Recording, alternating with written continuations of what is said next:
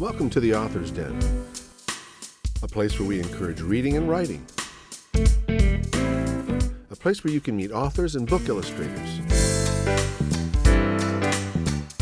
a place to get your questions answered about writing, publishing, and promoting your book.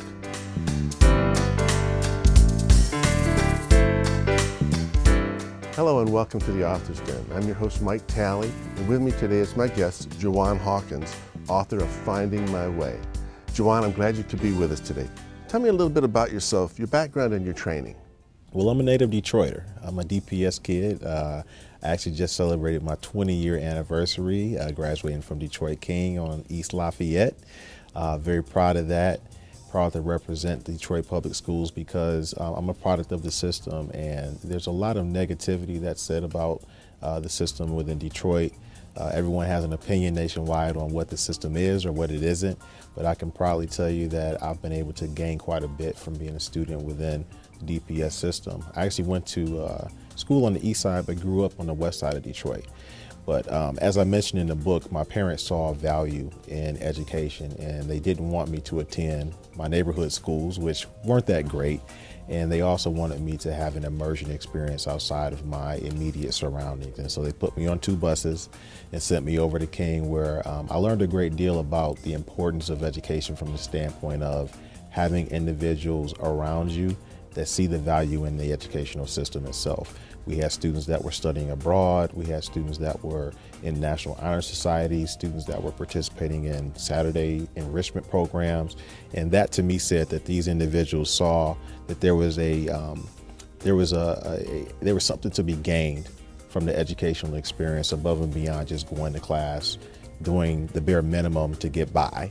It was about investing in the educational process. And so that's what I did as an undergraduate student at Wayne State. Once I figured out why I was there. In terms of my undergraduate education, my mom wanted a doctor in the family. She's got 3 boys, and she wanted to have one of us go on to be a doctor. And so I was the designated hitter. And unfortunately, I majored in bio when I had no interest whatsoever in being a physician whatsoever. I had no idea what the training entailed. And quite frankly, I had no interest in medicine whatsoever. Jahquan, one of the things you talk about in your book is mentoring and tutors. Is that something that you took advantage of? And can you talk about the value of that?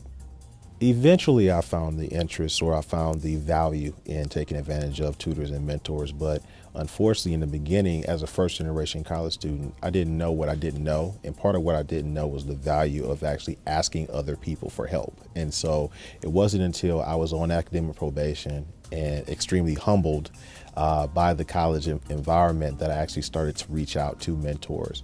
I had an individual by the name of Donnie Elston, who I talk about in the book, and I met Donnie during my freshman year in college. He hired me in as a student worker, and he's a recruiter. He's been a recruiter in higher education for several years, and he saw something in me above and beyond what I saw in myself. He saw potential for greatness. He would tell me all the time that he expects me to go on and get my degree, to get advanced degrees, to be, of course, an upstanding citizen in society and what have you. But he taught me the value of work ethic. Donnie entrusted me with a lot. As a student assistant working in his department, I worked a lot with tours on campus, interacting with college freshmen that were coming into the university environment. He truly inspired me to want to work in higher education. Sometimes a person will take classes or take a course of study that they think they should take. It might not be what they're actually good at or even interested in. What's your feeling about this? Should a student take classes that they know they're excited about, or should they take something that they know they can be successful at? Well, I think it's important that whatever you do, you have a certain level of passion for it, but you have to also understand that this is what you're going to be doing not only to sustain yourself, but your family later on in life. And so as you're thinking about career opportunities, as you're thinking about career pathways, you have to think about the viability of that career, not just today, but in 4 to 6 years when you actually graduate with your credential. Is this a career that's going to yield job opportunities? Is there growth in this particular area? And how viable is this particular service or career opportunity for the society that it's deemed to serve or responsible for serving. And so ultimately I ask that students do some type of career exploration and self-exploration, because if you don't know who you are, then you don't know what value you have to the world around you. And so I think it's important to think about that early and often, because what you like as a 16-year-old may change as a 21-year-old. But you're not going to be graduating at 16, you're graduating at 21, 22. So you have to kind of think ahead a little bit as well. Tell us why you wrote the book. What inspired you? Is it from firsthand experience? Well, finding my way for me was about empowering the next generation of college students. I took both my frustrations as a first generation college student and now the frustration that I see in the students that I serve as a higher education professional. And I wanted to kind of merge that into an easily digestible guide that students can use, they can tap into if they run into a stopgap of some sort, if they run into some type of pitfall.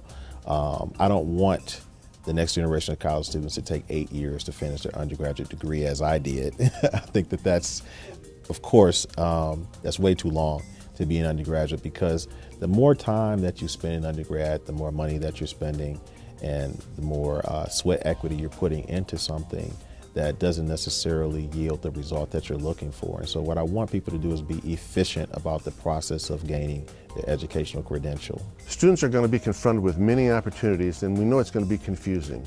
Talk a little bit about that, and also talk about the idea that students should go to school with the idea that they're going to complete their education. Yeah, I mean, thinking of the end result in the process of initiating that journey is very important, because I think we have to be visionary when it comes to what we see ourselves doing in the future. And it's not just the vision of someone else, but as I mentioned before, the vision that you have for your own life. And with that being said, you get out of the experience what you put into it. What I find in working in higher education is that the students who actually are involved on campus, the students that are engaged with the campus environment, tend to be the students that also learn about scholarship opportunities, learn about student organizations. I was an advisor for Phi Theta Kappa, for example, our honor society at OCC, and it's the honor society for all two-year colleges. And that organization offers over $40,000 in scholarships, $40 million in scholarships every year. So think about that. Think about how much opportunity that is, not only for a student to achieve an associate's degree, but a bachelor's degree and beyond. And so it's the students, though, that ask the right questions, that get involved, that utilize the campus resources, that learn what's available to them to the fullest extent. And they take full advantage of it, and they should. Your chapter names in the book were very interesting. Talk about those. How did they come about? Well, the one that I really enjoyed in terms of the way that it was worded was how strong is your squad? And I thought automatically, I'm a big sports fan. I thought about, a basketball team and what makes up a good basketball team. And I think important in that process is understand what your role is and the role of the individuals around you. And so even though, for example, I had parents that didn't attend college, they still had a role in my educational achievement, because A, they set the foundation for me by sending me to private school as a young student, in putting me in a school environment where students were serious about their education, and ultimately allowing me to have enrichment experiences along the way that help prepare me for college, at least from a social standpoint, because it's not always about the academics. Oftentimes it's about the social aspect as well. I met my wife in college. I met my best friend, who's the godfather of my children, in college. I met the person who gave me my first job out of college in college. And so, these are all people that, of course, play a major role in my success to this day. And I met them all when I was 17, 18, 19 years old. And so they all played a very integral part in my educational journey, but also my personal journey, moving from boyhood to manhood. And so I think how strong is your squad is probably my favorite chapter, because it's not just about the individual, it's about the network or the village around that individual that helps prepare them for success. I know that you make it a point to give back. You mentioned that in your book too, the idea of giving back. You've done that with Man Up and Exposure U. Talk about the value of that. Well, Exposure U and Man Up are really about early immersion experiences, creating early immersion experiences for students who otherwise wouldn't be exposed to the higher education environment. The things that I wished someone had done for me when I was in the shoes of many of our students who are 12, 13 years old, still trying to figure out who they are first and foremost and what role they play in this larger society. And so what I enjoy about Man Up in particular is the fact that, A, we're dealing with all guys here. No knock on the ladies, but unfortunately, when you start talking about adolescent males, they're easily distracted, and so we pull them out of that environment. We put them in an environment where there are very influential but positive influential individuals in front of them. We're talking doctors, lawyers, professors, current college students, and we're all sharing our experiences with them in a very candid environment. We don't have to guard our words. We don't have to mince words at all. It's straight up. It's in your face. But it's all in the spirit. Everything that we say and everything that we do with that particular population of students is in the spirit of having them grow and develop from boys to men. Because eventually, mom isn't going to be there to make the decisions for you, to make the calls for you. Dad isn't going to be there to do the same. And so one of the things that I talk about also in the book is self-advocacy and the importance of learning how to do that. Once again, being the middle child of 3 boys, my mother was very protective of us. And so she didn't want us to scrape our knees. She didn't want us to stub our toes. And in the midst of that, some arrested development can take place. And so what we tell our students when it comes to the Man Up program and Exposure to You is that you're the COO, you're the CFO of your college experience. You take the reins of that experience and run with it. At one point in the book, you make a point saying that you think parents can be overprotective and prevent students from experiencing the real world. Talk about that.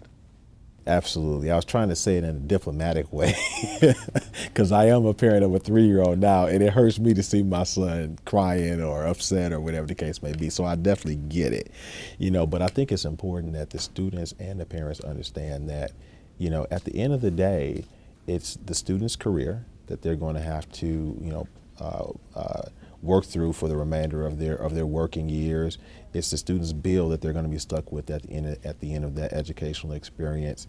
And it's the students' relationships that are going to be built and garnered during that 4 to 6 years that they're working on their undergraduate degree. And so you have to give them space and opportunity to make mistakes. It's okay to make mistakes. It's okay to fail. There's a statement that I heard a few years ago called failing forward. And I think that it's important that we allow students to stub their toe to make mistakes as long as they're learning from those mistakes. And they're, approaching that situation with a little bit more intel and savvy the next time that they encounter it. There's so much we could talk about. One of the things that you do mention in the book is the idea that people are going to make mistakes and that we can learn from these mistakes. Can you talk about that? I think one of the first mistakes and one of the largest mistakes that students make is not doing the self-exploration, not participating in the process of learning who they are and what value they have, what they do better than most people. I think that's what your gift is. And if you don't take the time out to explore yourself and find out what your gift is, then perhaps you're going to do not only yourself, but the world around you a disservice by not honing in on that. When I was doing some homework on you and your book, I noticed that you have a lot of YouTube videos and you really have an internet presence. What's that been like for you? It's been kind of scary. I think whenever you put yourself out there on the internet or you put yourself out there in print, writing a book, I explained it to someone that's saying it's like walking outside naked. Everyone is there to scrutinize you, your every word, what you're wearing, how you're saying certain things, and everyone becomes a resident expert or what we call an armchair quarterback at that point in time. And so sometimes you just have to do it anyway, regardless of the scrutiny, because you've got a greater purpose above and beyond trying to please people. You're really trying to move the needle as it pertains to student success. And so I do it in my own way. I try to make it resonate with the population that I'm looking to serve, which are millennials essentially, and then some returning students. But I want people to know that education doesn't necessarily have to be cookie cutter. It can be what you make it, because education is about an experience. It's not just about books. It's not just about lectures. It's not just about PowerPoints, but it's about an experience that you have with the environment around you and the things that you learn from that environment. And so whether that be YouTube, whether it be Instagram or Facebook or the book itself, I want students to know that learning can take place in all of those environments. I know we've talked about a lot of aspects of your book. Are there any chapters that you would like to emphasize? Let's see. Paying it forward, which is our last chapter. I think that there's a lot of learning that takes place, as we mentioned, outside the classroom. And I think once you've figured out college, once you feel as if you've kind of got your footing, it's important to reach back and look at someone who may be stumbling a little bit, someone who's on skates, and help them right the ship for themselves, because I think there's a lot of value in giving back to the environment that helped produce you. And I go back to Wayne State quite a bit. I go back to my old high school. We just adopted a student who's going to be going off to MSU in the class of 2016 at Martin Luther King High School. And I actually gifted her a copy of this book because I felt like it was important that if I believe in education, I believe that it changes lives, it's incumbent upon me to make sure that the next generation of college students has everything that they have possible to be prepared for that next step in their lives. And so I encourage current college students to go back to their high schools and do the same thing. You know, walk into the halls, sit in the classrooms, and tell the students quite candidly what they can expect when they walk through those doors. Is it easy? No. If it was, everyone would have a college degree. Are there going to be times when you want to give up? Absolutely. But I can remember my 9th grade year at Martin Luther King High School. One of my most memorable experiences was about 3 or 4 students that were currently in college. They were all King alum, came back and taught to us for about an hour about everything that they had experienced during their freshman year. And for me, that was one of the most valuable educational experiences that I had in any of my educational endeavors. I mean, it was so impactful to hear from folks who weren't far removed from the environment that I was currently in, to say, you know what, it's difficult, but guess what, you can do it. Jahquan, if someone wants to find out more about you, what can they do? Where can they go? Well, I have an internet presence, as you mentioned. You can find me on Facebook, YouTube, Twitter, LinkedIn as well. But the book itself is available via my website, which is www.jahquanhawkins.com. I know that my name is not the easiest to spell, so I'll break it down. It's JAHQUAN Hawkins, HAWKINS.com. Is there anything that you'd like to add that we haven't talked about? I guess I wanted to talk a little bit about within the book, I talk about being a boss about your education. And boss is actually used as an acronym within the book, because I feel like everyone wants to be a boss. Everyone wants to be in control of their destiny. Everyone wants to be able to call their own shots. But not everyone is willing to do the things that are necessary in order to be in a position to be a boss. And so what I encourage students to do is become obsessed about their student success. And that's what BOSS stands for me. And in that process, it's important not just to be married to the results of the process, the results of the long nights, the results of the study sessions, and getting that A or getting that credential or what have you, but be married to the process. Be married to the long nights, be married to the frustrations, be married to the failures, because they're all part of the learning process. And so that's what essentially prepares you, that's what qualifies you to become obsessed about your student success and truly be a boss. Jahquan, thanks again for appearing on The Author's Den, and I'd like to encourage everybody in the audience to take advantage of Finding My Way by Jahquan Hawkins. Once again, my name is Mike Talley, and thanks for watching The Author's Den.